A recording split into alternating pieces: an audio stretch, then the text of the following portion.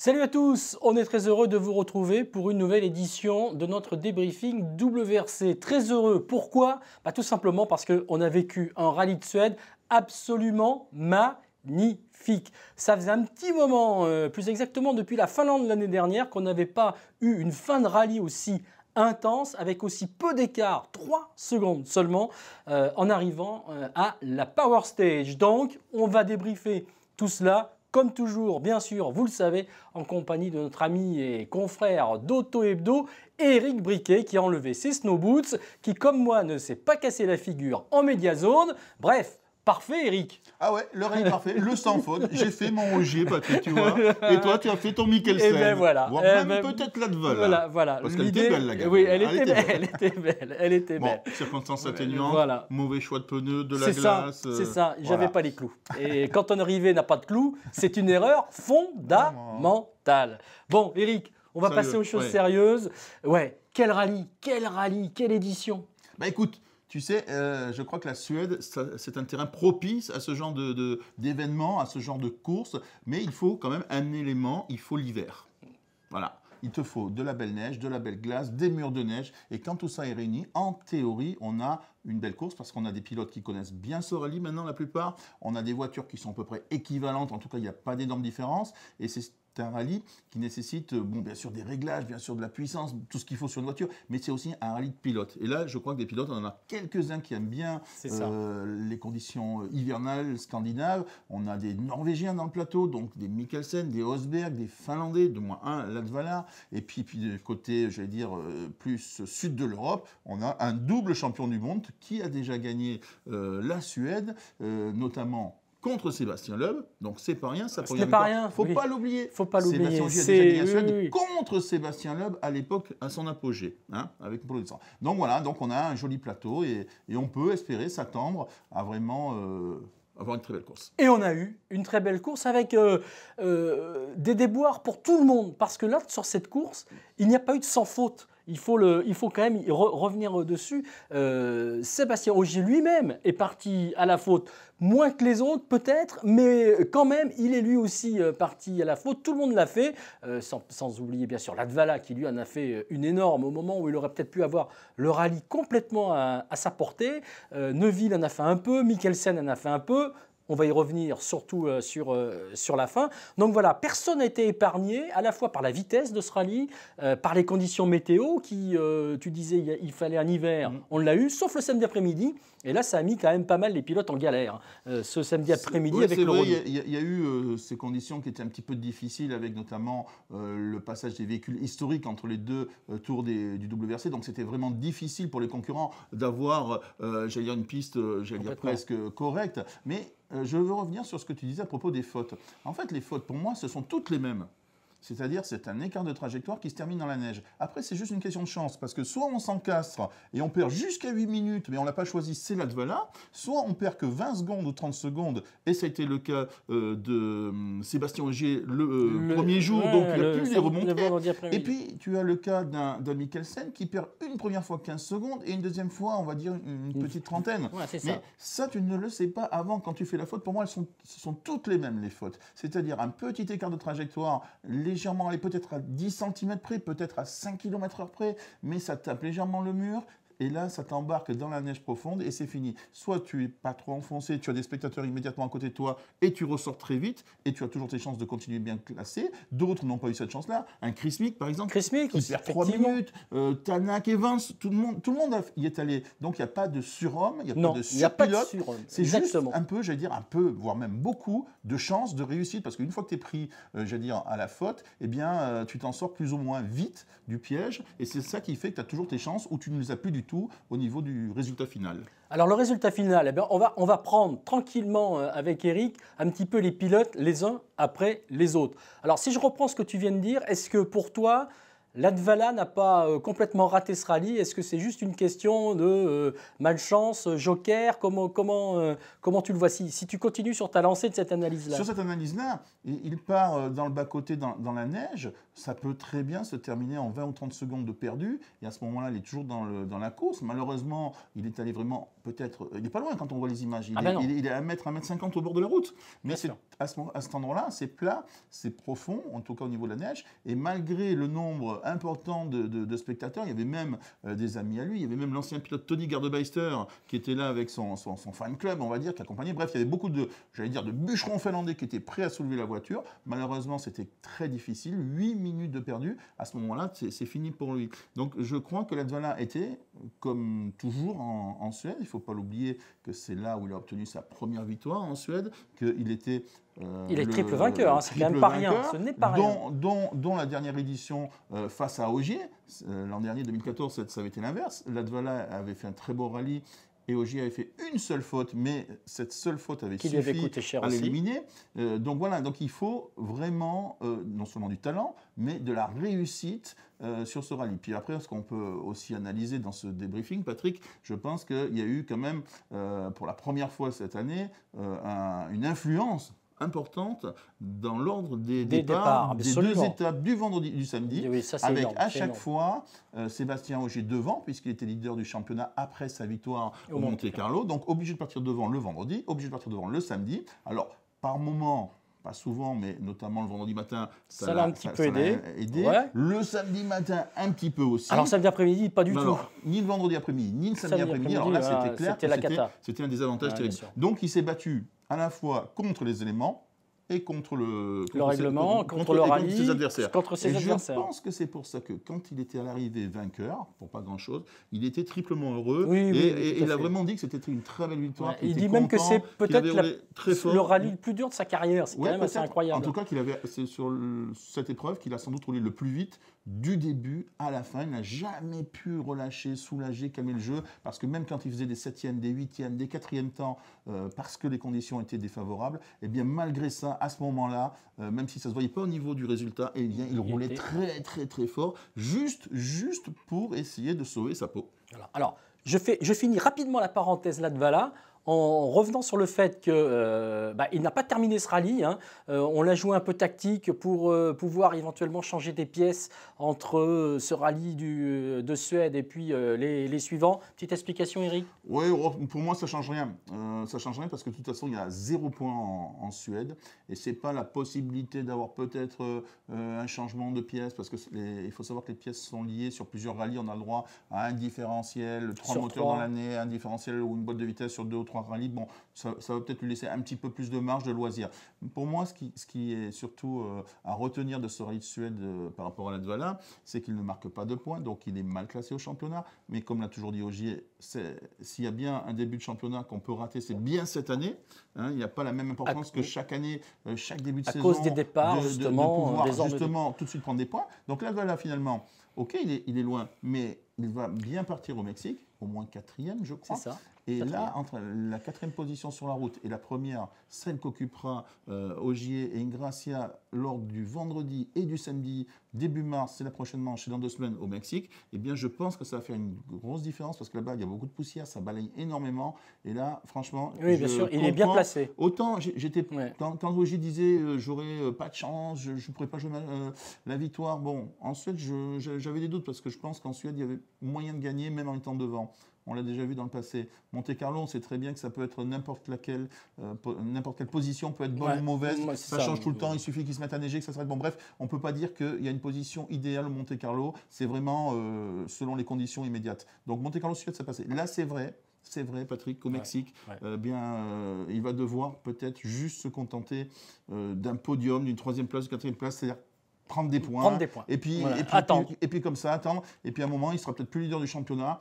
Peut-être qu'il ira en Sardaigne pas leader, ou en Pologne, au milieu de l'été. Ouais. Il sera peut-être que 2e ou 3e du championnat à ce moment-là. Eh ben, c'est pas grave parce qu'il lui restera toute la fin de saison et il sera pas loin des premiers. Et à ce moment-là, c'est lui qui sera derrière et c'est lui qui aura l'avantage. Tu vois, si on fait une sorte de petite science-fiction, prospection, tout à fait, voilà.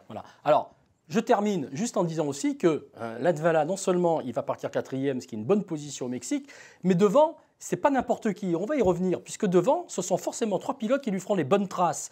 Ogier, Neuville, Mikkelsen. Voilà, donc ça aussi c'est important dans le truc. Les pilotes qui ont dominé la Suède. Des pilotes qui ont dominé la Suède, logique. Donc on va remonter, si tu veux bien, ce top 3, Eric, en évoquant Thierry Neuville. Thierry Neuville, c'est à mon sens une des belles surprises de ce rallye de Suède pour plusieurs raisons. La première, c'est que le premier jour, il monte en puissance. On sent déjà qu'il y a quelque chose qui se passe le vendredi après-midi. Il fait un excellent samedi. Bien sûr aussi à cause de sa position sur la route. On n'oublie pas qu'il dispose toujours de la version 2014 de la Hyundai. Un peu améliorée quand même, mais... Il y a encore des améliorations à venir. Mais bon, il n'a pas, entre guillemets, la voiture 2015, qu'il considère quand même comme étant désormais peut-être supérieure à celle-ci. En tout cas, il nous fait un super samedi après-midi et il arrive en tête de ce rallye le samedi soir et il est un des 3 prétendants à la victoire le dimanche. Donc moi je dis belle surprise et si LFB était là on lui mettrait des étoiles. Oui, alors moi je vais dire un truc concernant Neuville. Déjà, il nous a habitués à gérer une position au championnat lorsqu'il roulait chez Ford. Il s'était à un moment donné l'objectif de terminer 2e vice-champion parce que c'était une position, c'était même la meilleure qu'il pouvait obtenir derrière Ogier à ce moment-là, champion du monde. Donc il s'est déjà un petit peu préparé. Il a déjà couru dans ce sens-là pour dire allez, je prends des points, je prends des points, je prends des points. Si je peux gagner, je gagne, mais si je finis 2e, c'est voilà. Donc il a déjà eu ce genre de construction intellectuelle au niveau de la stratégie et de la tactique et de s'y tenir. Ensuite, il a débuté le début de saison 2015 en sachant pertinemment qu'il n'avait peut-être pas le meilleur matériel, qu'il allait arriver certes, mais qu'il s'est dit en attendant le matériel, la voiture, le nouveau coupé, qui va peut-être m'aider à gagner un peu plus souvent, en attendant, qu'est-ce que je peux faire? Eh bien, je vais jouer la carte de la régularité. Je vais essayer de viser tout le temps des positions entre 3, 5 ou 2 et 4. Bref, il ne prend pas tous les risques. À partir de ce moment-là, il ne fait pas de faute, il roule régulier. À partir de ce moment-là, les autres font des fautes. Et donc lui, il se retrouve, j'allais dire, fatalement en haut de l'affiche. Et c'est ce qui s'est passé en Suède. Tout le monde est parti à bloc. Rosberg, ban, dehors, Mick, ban, dehors, les Ford aussi. Lui, il mène son bonhomme de chemin. Et si tu regardes bien, ça a été la tactique qui a été donnée à l'ensemble, je pense, en tout cas, c'est la stratégie qu'ont appliqué l'ensemble des pilotes Hyundai. Ce qui fait que tu as un Neuville sur le podium, un Paddle qui découvrait, donc lui, on l'a plus dit, je pense, Michel Landor, écoute, tu connais pas trop la Suède, en tout cas jamais en WRC, une fois en Skoda S2000. Donc, s'il te plaît, tu me l'as fait tranquille, tu découvres tout. Donc, Padon, il va tranquillement, fait pas de faute. Résultat, il est 5e. Et puis, le petit Abring, qui lui, première chance de sa vie. Alors, lui, c'est logique, non seulement qu'il fasse éventuellement des fautes, mais qu'il y aille tranquillement. Donc, ceux qui sont partis, j'allais dire, comme disent les Italiens, qui va piano va sano, c'est exactement, pardon pour l'accent, je l'ai fait à la française. Non, mais on a tous bien, très bien. On peut faire qui va piano va ça. Voilà. Bon, bref. Donc, c'est ce qui s'est passé avec Neuville et je pense que ça continuera encore. C'est-à-dire, on joue placé, on joue les gros points parce qu'on joue un gros résultat en fin d'année. C'est important aussi pour la marque. Minimum. Allez, peut-être pas le titre parce que c'est peut-être un peu tôt, mais il veut jouer, Thierry l'a annoncé en début de saison, il veut jouer un rôle important dans ce championnat. Ça veut dire qu'il vise minimum 2e ou 3e place. Et ce qui, en corollaire, donc, est important aussi pour Hyundai, qui a toute l'ambition, on le sait, de se placer le plus près possible de Volkswagen, devancer Citroën, devancer M-Sport, ce qui est le cas d'ailleurs pour l'instant. Donc, allez, on remonte d'un cran, si tu veux bien. Andreas Mikkelsen. Moi, ce que je retiendrai, c'est sa course, c'est sûr. C'est le fait qu'il a été là, il est allé au combat. Quand on n'a que 3 secondes d'avance sur Sébastien Ogier au départ de la dernière spéciale du rallye, on se dit quand même qu'on peut avoir chaud aux fesses. Et il l'a dit dès le vendredi. Maintenant, il va falloir que je surveille mes arrières. Il a été là, il a été présent. Bon, la plus grosse faute, c'est celle qu'on voit le plus. C'est la dernière, c'est dans la Power Stage. On retiendra aussi les larmes d'un grand gamin. 25 ans, mais bon, c'est un gamin quand on l'a vu dimanche après-midi. Et moi, je retiendrai aussi ce que tu lui as dit. C'est un jeune homme déçu. Et tu vas expliquer à nos internautes ce que tu lui as dit à Mikkelsen. Et moi, j'ai trouvé ça super, ce que tu lui as dit à Mikkelsen après l'arrivée. Donc, tu nous le redis.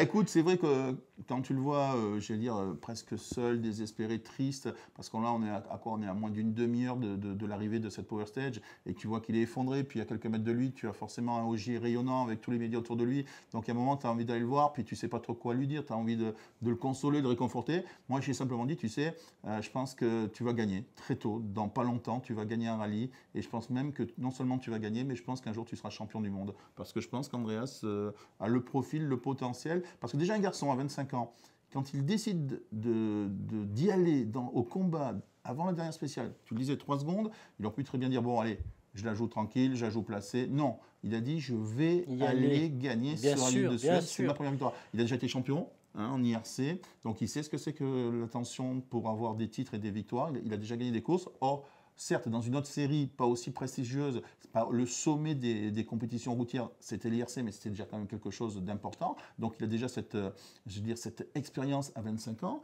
Et qu'est-ce qui s'est passé? Il a simplement tout tenté. Et je pense qu'à environ 3-4 km de l'arrivée de cette fameuse Power Stage, la dernière spéciale de Vargam-Sullen, c'est ça. On est d'accord. À tes souhaits, vieux. Bref, je pense qu'à ce moment-là, il avait encore l'avance suffisante pour dire j'étais en train de faire l'exploit. Parce qu'à mon avis, quand il sort, il a 0 secondes et 7 dixièmes de retard sur Ogier. Ça veut dire qu'il lui en reste encore 2,3. 2,3. Et il peut les garder jusqu'au bout. Et il reste 3, 4 il pouvait encore lâcher un peu. Je pense, même pas, mais simplement. Il continue. Rouler sur son rythme, c'était suffisant. Puisqu'il avait fait environ 10 km, une dizaine de kilomètres sur les 15, les 2 tiers, en n'ayant perdu que 7 dixièmes de seconde. Ça veut dire qu'il roule comme Ogier, à la même vitesse. Donc il suffit qu'il continue comme ça, sans faire de faute. Malheureusement, c'est un petit peu comme au tennis, dans un tie-break, tu fais une double faute au moment où tu veux faire un ace. Eh bien, il a fait un peu la double faute, et Ogier a fait l'ace. Voilà, donc parfaitement bien expliqué. Sur la glace. Hein, oui, l'ace, c'est l'ice. Il a fait un ice. Mais bon, voilà, magnifiquement bien résumé par Eric. C'est vrai qu'au niveau des écarts, ça passait quoi. Ça passait pour aller peut-être 1 seconde et demie, 2 secondes, mais il pouvait gagner le rallye pour 2 secondes Andreas Mikkelsen. D'où peut-être d'ailleurs sa déception et ses larmes après. Il a dû sentir que, bon sang, comme tu le dis, à 3-4 km près, c'était bon, je pouvais. J'étais devant et je pouvais l'avoir, ma première victoire. D'autant plus qu'on rappelle que ce rallye, il passe aussi en Norvège, il n'est pas loin. Les Norvégiens sont très nombreux au bord des routes, ça aurait été quelque chose d'assez fabuleux pour lui.